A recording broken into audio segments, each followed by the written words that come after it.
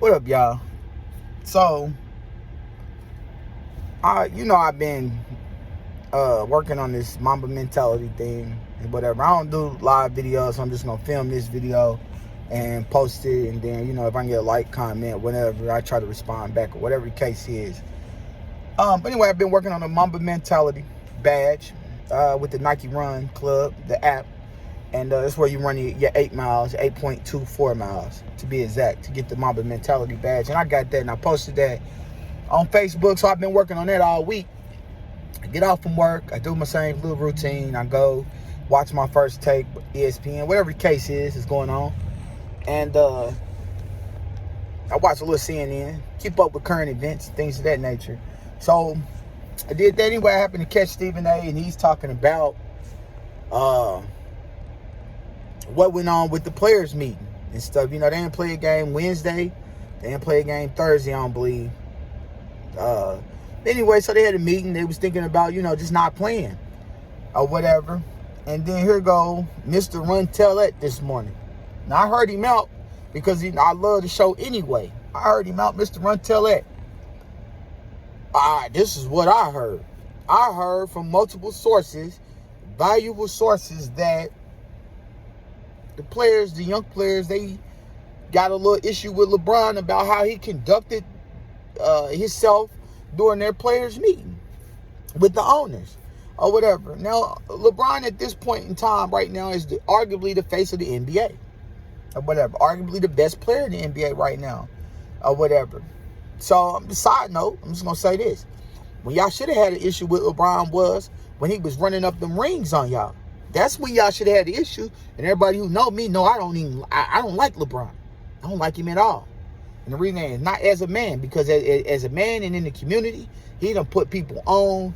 He done done for his community. He done done good humanitarian effort as a man in his community, putting other people on, putting childhood friends on, things of that nature. So not as a man do I not like LeBron. It's the fact of what you've done with the blood, sweat, and tears, the effort of the sports, the effort of getting to the highest level you can possibly be at. You made a gimmick of it with your whole South Beach thing and stuff like that. He wasn't the first to do it, wasn't the last to do it, but he did it, and he made a gimmick of it and stuff. And those that know me, y'all know. I went to Broad Ripple High School. It's an IPS school, and those that know me and y'all went there too with some of the best players that played the game. Some of the best players, and I'm not talking about George Hill. I'm not talking about Chris and Christian Graham. I'm doing a little name dropping, but y'all know who they are. Y'all do and stuff. I'm not talking about Portia Green. And I don't really remember. She went to Broad Ripple, but I went to school with her. One of the coldest basketball. She went to Arlington. One of the coldest basketball players that ever did. Women basketball player to hit the court. Big Michi. She one of the coldest basketball players to hit the court and stuff. 2001, man, played football. We ran through the IPSAC, ran through that shit. You feel me? I played with some of the best. Armanio was there. Coop was there. You come through that middle, you break that hole open. If you want to, you're going to get hurt. That's what's going to happen. And stuff. I seen it. And stuff. Richard Christian. I'm talking about, I played with some of the best and stuff like that. Some of the best in the state of Indiana and stuff. So when the road got bumpy for LeBron, what he done with the whole South Beach gimmick, when the road got bumpy and stuff like that, he cut out. He couldn't handle the road getting bumpy. And he did it a few times, but that was my issue with the sports, because I went to school with George Hill. So I seen it. I seen it firsthand. I seen what happened and stuff. He ain't cut out. We had cats leaving Broad Ripple. Everybody trying to go to North Central, Warren, Ben Davis, Pike, LC, Lawrence North. They was going all over the place because the road was bumpy at Broad Ripple. That's what happened. The road was bumpy there and stuff. But I played with some of the best regardless. But y'all know that motherfuckers, the road was bumpy. They was ready to get the fuck up out of there and shit like that. George Hill told the line the whole way, front line the whole way. He played the whole way at Broad Ripple, and guess what? After he left Broad Ripple, he didn't use that he was the best to platform hop. He could have went to Kentucky, could have went to Duke, could have went to UCLA, Louisville, IU, Purdue, Notre Dame, anywhere. That man went to IUPUI. You know why? Because he told the line the whole way. He front line. He was a frontline soldier the whole way. So he was good wherever he was at. He was good where David Haygood, I went to school with him. Sammy Lee, school with him. I'm talking, man, he's arguably at this point in time, Chris Graham, Sammy Lee, David Haygood. At this point in time, we got the 1, 2, 3 receiver in the state. Fact check me on that. You know, if y'all see this, fact check me on that and stuff. Because y'all was there too. So if y'all see it, you know, let me know. Bows, don't get me wrong, I ain't gonna leave you out, bro. I got you. And shit. Anyway, all of that being said, that's why I dislike LeBron. But anyway, we got this dude. I watched him this morning. I heard him out. Like I said, I heard him out and stuff. But now we got this dude who arguably has the biggest, one of the biggest platforms on media and ESPN and stuff. You using your platform to work against what they doing. From what you heard, you know, you wasn't there. You wasn't on the call. You wasn't, you know, you wasn't in the gym, shooting women in the gym and stuff like that. You wasn't there. So you using your platform to work against this man based off what you heard. So this is what I challenge our people to do, right? During this pandemic, there's a pandemic going on. We've been having social injustices, racial inequalities, things of that nature. We've been having all of that, right? So I challenge my people to do, right? First, we're gonna nip it in the bud real quick, right? If you got an issue with your brother, right? Pull him off the line. You know, not on front line, not in front of everybody else. We do this all the time. You gotta, if you get into it with your wife or whatever the case is, don't check her in front of everybody, because that's not their business. You know what I'm saying? We over here with this. So that's not their business. So if you got an issue with your brother, this is what I challenge you to do. Pull your brother off the line. You know, say, hey, bro, we're going to handle this business real quick. Hey, cuz, we're going to handle this business. And then I want to get at you about, you know, something I'm feeling. I feel some type of way about what you out here doing and shit. See, a lot of people can't take constructive criticism and stuff. And that's the issue in our community too. Constructive criticism and stuff. So pull your brother out the line and say whatever you got to say. Bro, we're gonna handle our business. They could handle our business. And then I got something to holler at you about, because well, now what you got going on is now you got people who wasn't there talking about using their platform to work against you based off what they heard. So now, bro, look, I done did that, boom. Now we're gonna get each other about my feelings, about our feelings, whatever the case is and stuff. And then when you do that to your brother, right? Don't run back and tell nobody else that wasn't there, that wasn't on the call with y'all, that wasn't there. So he can go back and use his shit to work against you, right? You know, what's that cat name? DJ Academics. He do the same little stuff too. You know, he go, you got arguably one of the biggest platforms in music and in combo, basically. And you use your platform to work against us right now, especially right now. Not we can't compare this to what Dr. King and Malcolm X and everybody else did. Stokely Carmichael, all them cats, they was legends. They was legends. Don't get me wrong. Each one on part, they had their own way of doing things. Them cats was legends. So we can't compare this to what we doing right now and stuff like that. And I ain't saying they ain't had nobody working against them, because they probably did too. In fact, I'm sure they did.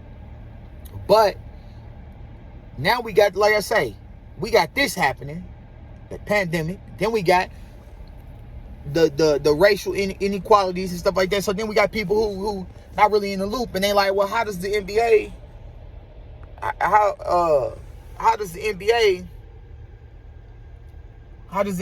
affect what's going on in politics and in the social injustices and they have, number one, they have a platform. They have a platform. Stephen A has a platform. I don't know, HBO, Showtime, BET, MTV, Fox Sports. They have platforms. So that's one of the ways to get your messages out. Facebook, you know, we don't have as much money as Stephen A, LeBron, and whoever, Floyd Mayweather, whoever it is. We don't got that money. So Facebook is our platform. We use that platform to get our message out. YouTube, we use that, get our message out. Instagram, Snapchat, whatever the case is, you use that to get your message out. That's your platform.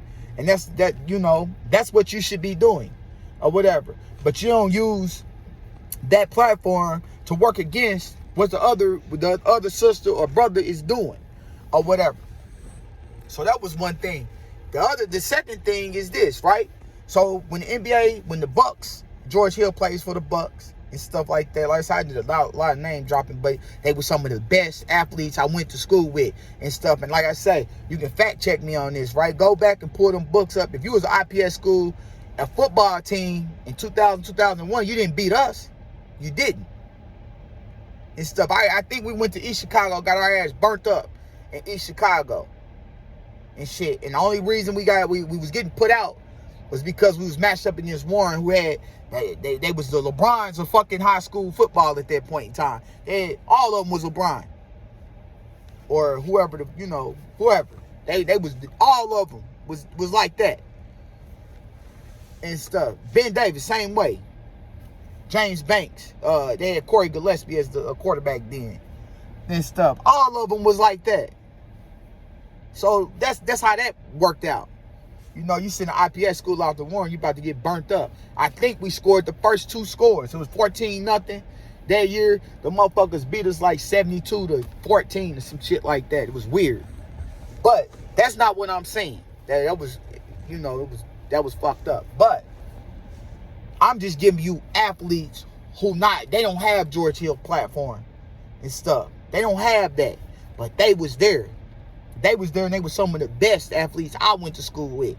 And I'm giving them props and bigging them up and stuff like that. They ain't hop all over, platform hop and stuff like this and whatever that case was. You know what I'm saying? I'm just bigging them up because that's who I went to school with. So, with that being said, though, George Hill is in the NBA, so when the Milwaukee Bucks canceled their game or whatever, shit started falling like dominoes. Boom. Bucks game canceled. I think they canceled 2 other NBA games. WNBA games canceled. Boom. Falling like dominoes. Baseball games canceled. Boom. Falling like dominoes. Hockey games canceled. Boom. Hockey in the playoffs too and stuff. I know that because I follow sports. A lot of y'all don't know that. Y'all don't watch hockey or whatever the case is. But anyway, shit started falling like dominoes. Now, how does that affect politics and social media and media platforms? Is because TNT, Fox Sports, BET, Showtime, HBO, all these platforms, they have contracts with sports, NBA, football, hockey, WNBA. So they contracted to show games. And when you can't show your game, you can't fulfill your contract. And it costs money. So what ended up happening was they postponed the game. So they still going to get their money. So all they did, us protesting the game, all we did was smack them in the face and piss them off. So postponing the game, they still going to get their money. They're just going to have to wait for it. You're going to get it on the back end. It's like deferring a payment. You're going to get it on the back end or whatever. Anyway, so my boy Jaylen Brown, he was gangster about it. I don't know if he was just popping his shit, but he was gangster, right? He said, basically, shit, we can leave this bubble right now. We can go home. But the job not done. Job's not done. We still got to work. Because when you get home, you still black. Social injustice ain't going nowhere. Corona ain't nowhere. It's still out here. So the job not done. Your work is not done just because you left up out of here. So, which I think that's what they should have done. You should have hit their pockets real good. We're not playing no goddamn games. None. We're not playing none of them. We not tipping the ball off for nothing. Everybody can go home. You can't fulfill your contracts. Now they're starting to hit BET, Fox Sports, ESPN, whoever, TNT is hitting them in the pocket because now you can't fulfill a contract. You feel me? That's money. And then everybody know, you get to pull strings at the higher levels. You pulling strings, political strings. You put on what you want to hear. It's the reason why they got Fox News and then they got CNN or MSNBC, whatever the case is. Because Fox News show from their party view and CNN shows from their party view. That's pulling strings at high levels. That's what I'm talking about. So that's how that correlates to media. Facebook, they create algorithms, right? You can go to Macy's and look up something, boom, it'll pop up on Facebook. You can go to Amazon and pull up something, the algorithm will pop that shit up on Facebook. So if you vote, you get ready to vote in November, you register to vote in November, believe me, they know how you voted. They know how you chose to vote. They know what age range you in and what's your affiliation. They know that. So some of those things pop up on your Facebook, your Instagram, your Snapchats, whatever the case is. That pops up. So, no, you know what I'm saying? Don't get me wrong. And everybody I just talked about, yeah, they still my brothers and stuff like that. But, we got to do better when it comes to using our energy, our effort, our positions to speak. Number one, to speak for each other, but to speak against each other. Let's not do that. Let's not do that on our platform. Let's do that, because I feel like that's the way we can keep things 100. We can keep it 100, 1,000, well, whatever you like to use or whatever. We can keep it all the way gutter if we check each other off the line. And that way we ain't got nobody running back saying what they heard or whatever, because you heard it from me and stuff. So now if I hold a conversation with you, I got to wonder who told, who said what. And why they, they got the little meme out there, why they felt so comfortable telling you. You feel me? That's all I'm saying. I'm out of here. I love y'all.